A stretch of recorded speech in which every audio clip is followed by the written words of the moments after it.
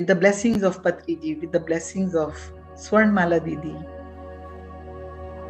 I'm starting the Seth Wisdom. So let's share something.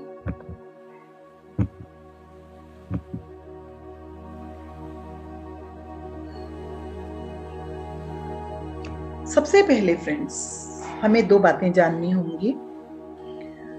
ये क्या है Seth wisdom? What does it means? Seth कौन है? जेन Roberts कौन है? उनकी विजडम क्या है? किसके द्वारा ये धरती पर उतरी है? पुस्तकों को लेने से पहले हमें इस बात को जानना होगा. सेथ विजडम आप सब लोग फॉरवर्ड कर सकते हैं इस वक्त. सेथ विजडम, ये जो बहुत प्यारी सी हमें मास्टर नजर आ रही हैं, जेन रॉबर्ट्स. हम लोग अपने दोनों हाथ जोड़कर, सब अपने हाथ जोड़ लो इस वक्त. Just everybody will close your eyes only for 1 minute. Everybody will close their eyes for 1 minute. हमें पुस्तकों का भंडार दिया. आप ही के शब्दों में सबसे महानतम ज्ञान सेथ विजडम का है. आपके शब्दों में पत्री सर, सबसे महानतम ज्ञान सेथ विजडम का है. ये हिंदी भाषा में उनकी सभी पुस्तकें अब आ रही हैं. मेरी बुद्धि इस ज्ञान को समझने के लिए, लेने के लिए, पीने के लिए, ग्रहण करने के लिए, इसमें अपनी स्थिति बनाए रखने के लिए, सदा के लिए, not only for 1 day 2 days और नो, सदा के लिए सेथ विजडम मुझ में उतर जाए. इस तरह के अपनी पूरी श्रद्धा के साथ पत्री जी को नमन, मास्टर सेथ को नमन. My dear master Seth, I'm sending lots of gratitude to you. I'm sending I'm sending lots of gratitude to you. You have chosen me for your wisdom in the Hindi language in the year of 2019. We have started your wisdom on the pyramid light with so many pyramid masters. Now, with the blessings of Swarnmala Patriji, and Brahm Rishi Pitamaha Patriji, again,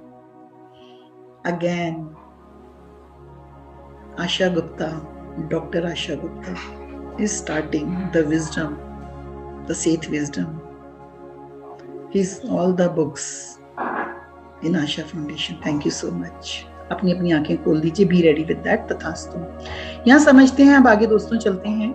gen Roberts के द्वारा master Seth wisdom आई है. जेन Roberts कौन है? बिल्कुल उनके बारे में जानेंगे, क्योंकि उनको ही चुना मास्टर सेथ ने. क्यों चुना ये भी आपको पता चलेगा. मास्टर, ये इनका पूरा नाम है जेन रॉबर्ट्स, डोरोथी जेन रॉबर्ट्स. इनका जन्म 8 मई को हुआ 1929 में और इनका जीवन काल रहा 1984 5 सितंबर तक. ये एक अमेरिकन ऑथर हैं, पोएट हैं एंड साइकिक हैं एंड स्पिरिट मीडियम है. स्पिरिट मीडियम इसलिए कहा जा रहा है क्योंकि मास्टर सेथ इनके द्वारा आए हैं और इन्होंने अपनी विजडम दी है. इनके बारे में जानेंगे पहले हम. इनका जन्म एल्बनी में हुआ था, न्यूयॉर्क में, और ये बड़ी हुई थी, जगह का नाम है सैराटोगा स्प्रिंग्स, न्यूयॉर्क. इनके parents डेल्मर हवल Roberts and Mary Bardo. इन दोनों की, इनके माता पिता का, इनका बचपन इस प्रकार का रहा कि इनके जो माता पिता थे उनके बीच में डाइवोर्स हो गया था जब वो 2 साल की ही थी. छोटी ही बच्ची थी तब. अब इनकी जो फैमिली थी, इनकी मतलब जो लाइफ है, जो इनका बचपन देखते हैं, बहुत गरीबी में बीता था. बहुत गरीबी में और बहुत ही अर्ली स्टेज में, बहुत ही ज्यादा. जो इनकी मदर थी, जो मैरी हैं, इनकी बहुत अर्ली स्टेज में इनको रियोमेटिक ऑर्थराइटिस हो गया था और ये काम काज वगैरह नहीं कर पा रही थी, जो इनकी मदर थी. लेकिन जो रॉबर्ट्स हैं, जेन रॉबर्ट्स हैं, जो ये हमारा जिनको चैनल है, जिनके द्वारा मास्टर सारी विजडम आई है, उनके द्वारा, और उनके हस्बैंड, ये आप आगे जानेंगे किस तरह से आई है. तो जो उनके ग्रैंडफादर थे जोसेफ बर्डो, उन्होंने बहुत सारे जो उनके बारे में, उनके भीतर जैसे कहते हैं मिस्टिकल उनकी थी, मतलब with whom she shared a deep mystical identification, was unable to support to extra people. अब वो क्या बोल रहे हैं कि मैं तुम दोनों की देखभाल नहीं कर सकता, जो ग्रैंडफादर हैं, लेकिन उनके अंदर ये उनकी क्या आइडेंटिटी थी, मिस्टिकल थे उसके ग्रैंडफादर, ठीक है। अब उन्होंने क्या बोला, मैं तुम दो लेडीज का पालन पोषण नहीं कर सकता, और इस तरह से उन्होंने बोला कि I am not able to, और उनकी एक्सीडेंट में 1936 में चले जाते हैं, वो बॉडी को विकेट कर देते हैं। अब नेक्स्ट इनकी लाइफ में क्या आता है, जो अब ये जेन रॉबर्ट्स का जो मनोविज्ञान है, उनका जो जीवन है वो इस तरह से बीता कि बहुत तरीके से वो मिसट्रीट हुई हैं।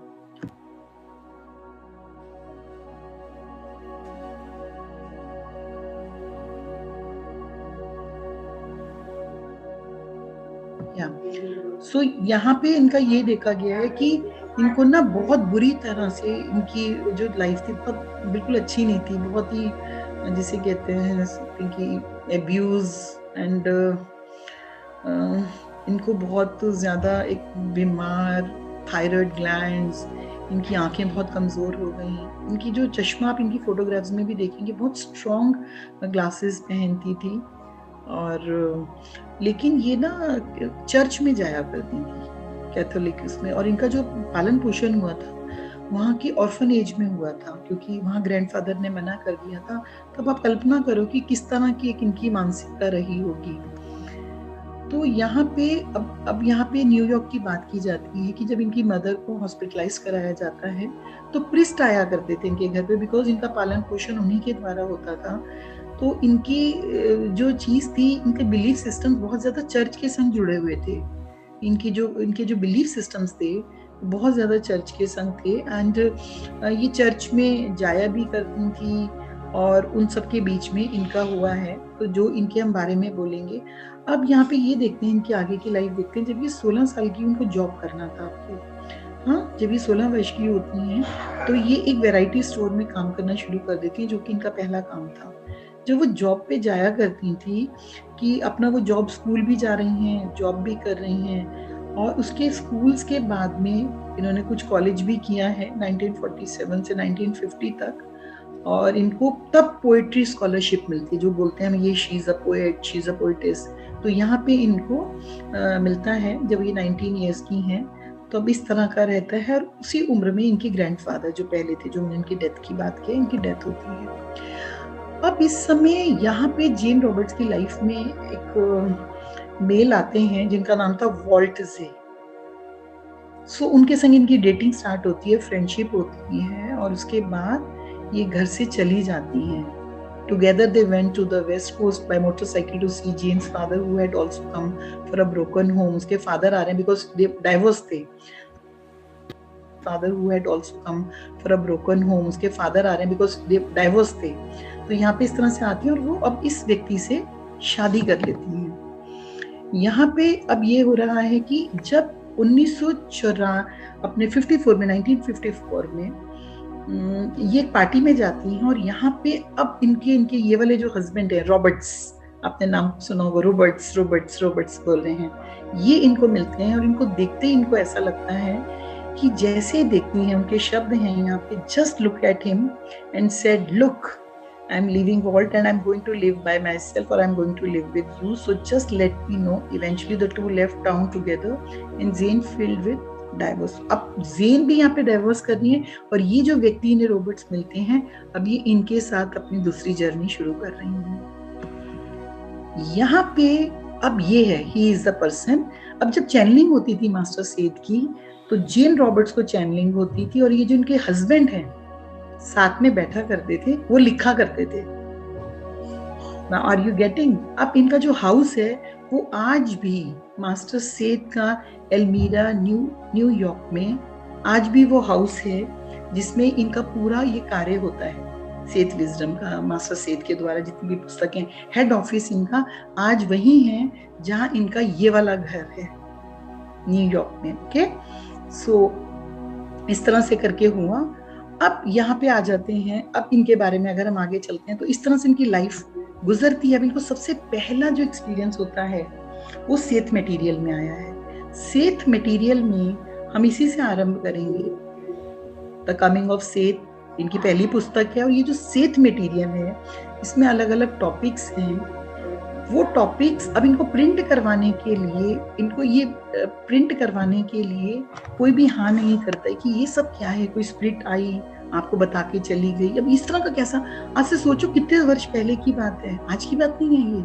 तो कोई भी प्रिंट करने के लिए तैयार नहीं होता है इनका ये वाला मटेरियल। ये लोग भी कोशिश करते रहते हैं, कुछ लोग बोलते हैं चेंज कर दीजिए आप इसको ना, इसकी भाषा चेंज कर दीजिए। So I want to show the house. इस हाउस को हम दिखाते हैं। Yes, so this is the house. Where is the house?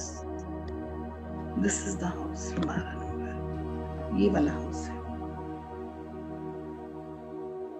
ठीक है फ्रेंड्स, ये देखिए, ये देख रहे हैं आप, दिस इज द हाउस। सो ये वाले हाउस में यहाँ पे मास्टर सेथ आए हैं, और यहाँ पे ये विजडम इनको दी गई है। या ये जो रॉब्स आर्ट स्टूडियो है, क्योंकि वो पेंटिंग भी किया करते थे, उनका ये वाला बैक वाला ये वाला एरिया है और यहाँ पे था। तो इस तरह के साथ हम लोग है। या ये जो रॉब्स आर्ट स्टूडियो है, क्योंकि वो पेंटिंग भी किया करते थे, उनका ये वाला बैक वाला ये वाला एरिया है और यहाँ पे था। तो इस तरह के साथ हम लोग अपना ये कर रहे हैं। और सबसे पहले जो इनके एक्सपीरियंस होते हैं, बस मैं यहीं पे विराम दूंगी। इनकी लाइफ में जो स्पिरिचुअलिटी आती है और मास्टर सेथ आएंगे, वो उइजा बोर्ड पे ये लोग प्रैक्टिस कर रहे थे। ठीक है। या सो यहाँ पे 15 मिनट्स एकदम पूरा मैंने जेन रॉबर्ट्स के बारे में आज आरंभ कर दिया है। तो यहाँ पे ये लोग उइजा बोर्ड पे, इनके एक पड़ोस में एक लेडी रहती थी। एक बात इस वाले उइजा बोर्ड को मैं खत्म कर देती हूँ। यहाँ पे अच्छा, मास्टर सेथ को ले आए आज। ओके, होता क्या है, 1963 की बात है और शाम का वक्त है। ये लोग, अभी वो चीज पहले है, जो उइजा बोर्ड है ना वो पहले आ रहा है कि ये लोग उइजा बोर्ड पे प्रैक्टिस किया करते थे दोनों। इनके पड़ोस में एक लेडी रहती थी जिसको ना कुछ एक व्यक्ति की स्पिरिट्स आई और उन्होंने बहुत कुछ ऐसी बातें बताई जो हकीकत में इन्होंने पता की बिल्कुल सत्य थी। तो ये दोनों हस्बैंड वाइफ बात कर रहे हैं, तो ऐसा उस औरत में खास क्या है जो कि ये बात बिल्कुल सच निकली कि कोई स्पिरिट है, उसका 100 साल पहले उस शहर में जन्म हुआ था अमेरिका का, और ये बिल्कुल सत्य है, ये कैसा होता है। तो उन्होंने जाके पता किया वो क्या करती थी, तो वो उइजा बोर्ड पे प्रैक्टिस करती थी जिसके द्वारा वो स्पिरिट आई थी। तो ये दोनों जनों भी करा, और उइजा बोर्ड हमारे ब्रह्म ऋषि पितामह पत्री जी ने भी किया है।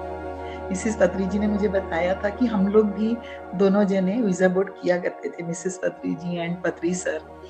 उन्होंने अपने मुझे 2-3 एक्सपीरियंस भी बताए थे उइजा बोर्ड पे, थी कि आती थी, स्पिरिट्स आ जाती थी। तो यहाँ 1963 की सितंबर की शाम थी जब ये लोग टेबल के आसपास बैठे हुए थे, और जो बट्स थे, बट्स यानी कि इनके हस्बैंड जो है वो पेंटिंग बना रहे थे। It was very domestic, very normal, very unpsychedelic, she would later remember, and then between one normal minute and the next, a fantastic avalanche of radical new ideas burst into my head with tremendous force.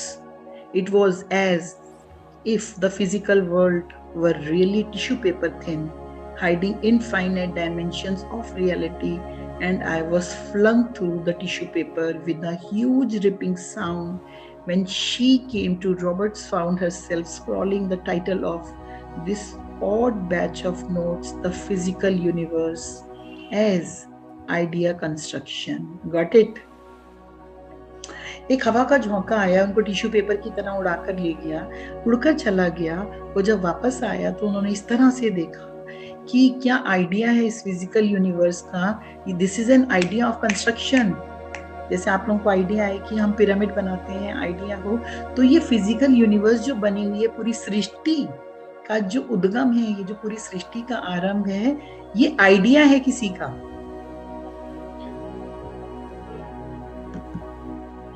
एक बहुत ही twist वाला point है, मैं यहीं पे छोड़ूंगी एक twist के साथ में।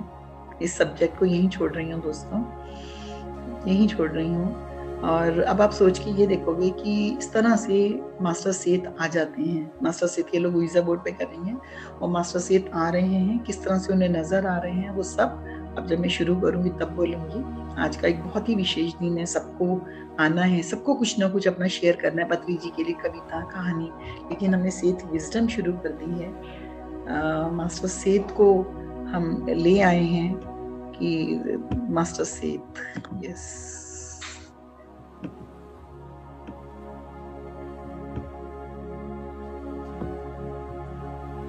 तो ही इज मास्टर सेठ, जो उनके ऊर्जा बोर्ड में अपेयर होते हैं पूरे एक फिजिकल आइडेंटिटी के साथ में, और वो किस तरह से इन्हें अपना परिचय देंगे, किस तरह से बताएंगे, किस तरह से ये बताएंगे कि मैं कौन कौन से दिन आया करूंगा, तुम्हें ज्ञान दिया करूंगा।